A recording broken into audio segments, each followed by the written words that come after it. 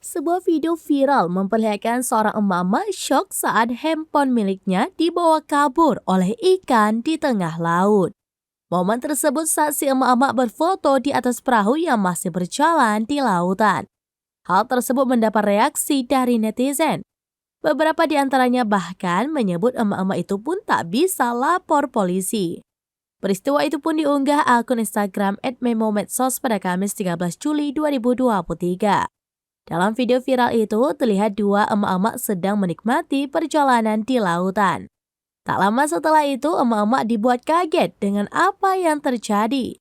Saat mereka mengabadikan momen untuk berfoto bersama, tiba-tiba seekor ikan terbang ke arahnya. Namun, ikan terbang tersebut mengambil handphone yang dipeganginya. Ia nampak terlihat syok bahkan sampai bingung.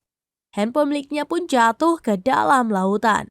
Ia sempat berteriak kaget dan seketika kebingungan sambil melihat teman di sebelahnya.